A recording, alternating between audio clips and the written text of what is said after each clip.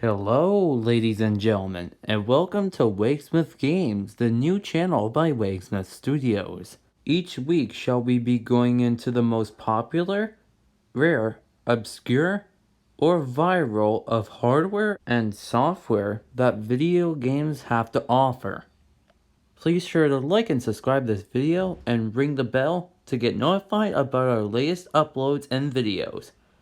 Without further ado, let's begin.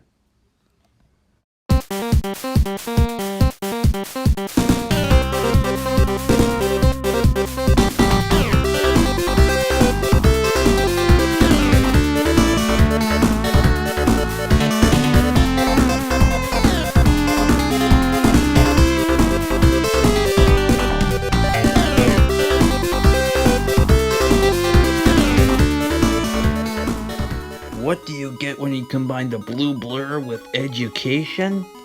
Simple, Sonic's Edusoft for the Master System in 1991.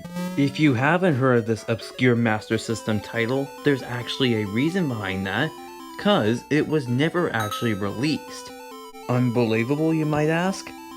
Well, yes, actually. So how did the Sonic title get to be? Well, as it turns out, it wasn't made by Sonic Team or Ancient of the Master System Sonic 1 Game Gear port. It was made by a completely different company. A company known as Tyrex? I'm gonna call it Tyrex. Okay. Yes, according to Unseen64, the game was going to be published by US Gold and developed by Tyrex. However, there was one problem: getting the license from Sega. It was difficult because this was straight after the original Sonic the Hedgehog had hit the scene on the Master System, and Sega was just preparing for the next sequel, Sonic 2. Tyrex and US Gold feared that Sega would not take their offer and not license the character to them for them to publish the game. And, well, they didn't. Sega refused to license it out to them due to fears of it not selling well due to it being an edutainment title, and thus passed on the offer. So all in all, a small company made a Sonic game, Sega refused to license it, it never released. I gotta say, the most weird thing I found in this game isn't the bootleggy feel in it, but how Sonic actually moves on the world map. It is so smooth, the animation, that it doesn't really remind me of Sonic 1, it really reminds me of Sonic CD, more than it does Sonic 1. But that's just a note I have.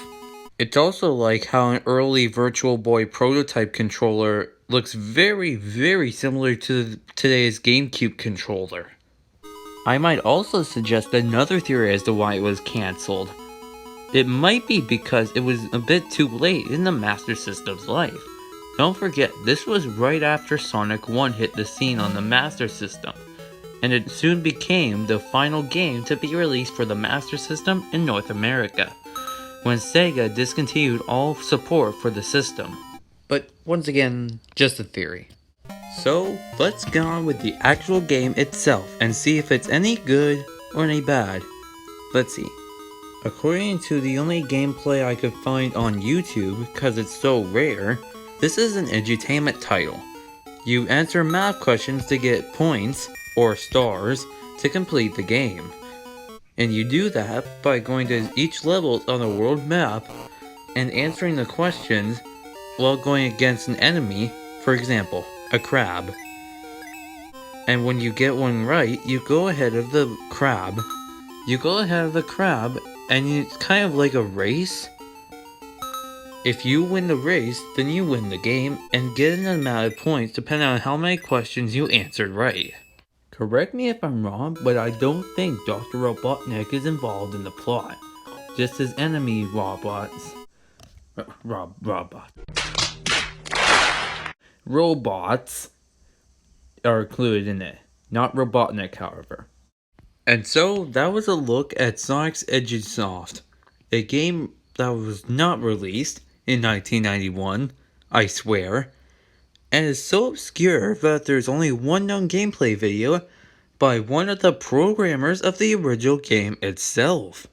Pretty cool, I gotta say.